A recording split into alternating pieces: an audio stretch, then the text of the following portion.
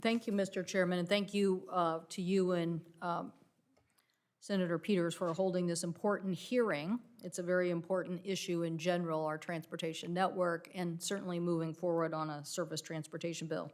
In Washington, our state, our economy runs on ports and runs on trade and relies on the efficient movement of those goods.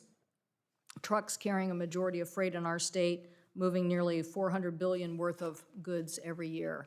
So the industry's contribution to our economy cannot be underestimated. We must emphasize the importance, as my colleague from Michigan just did, on the safety of commercial vehicles.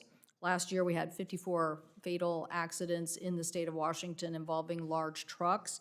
These incidents have devastating impacts on the families and the communities. And just this past weekend, we saw a serious one with environmental consequences. A fuel truck crashed off Highway 101, spilling 3,000 gallons of diesel gasoline, jeopardizing tap water for 19,000 people and damaging vulnerable salmon habitat. So as we consider the Surface Transportation Act, yes, safety must be a priority for that. We know the cost of increase of transportation goods are being felt by consumers. My colleague just mentioned that as well.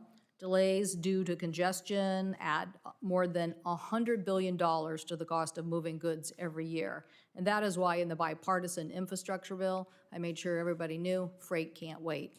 If we don't have freight moving, we lose our competitiveness as a nation.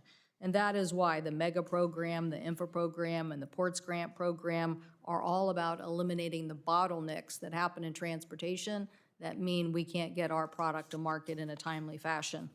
34,000 truck drivers in the state of Washington are essential to that freight network, and the amount of freight moved by trucks across our state is expected to increase in the next 20 years. So we must ensure that drivers have fair wages, access to safe resting places, and high-quality training programs. And in addition, we got to get rid of the high cost of tariffs and the impact that they're having on our economy. Proposed tariffs on trucks and truck parts could increase the cost of a new truck by $35,000.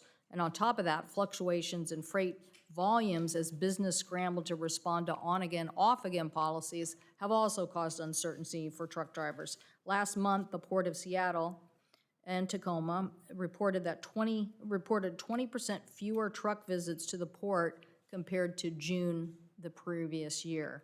So we obviously are seeing the impact at our ports. So Congress must do everything we can to help in this effort. So thank you, Mr. Chairman, and look forward to working with you and the ranking member on these important surface transportation acts. And we'll be back to ask questions after the witnesses. Thank you.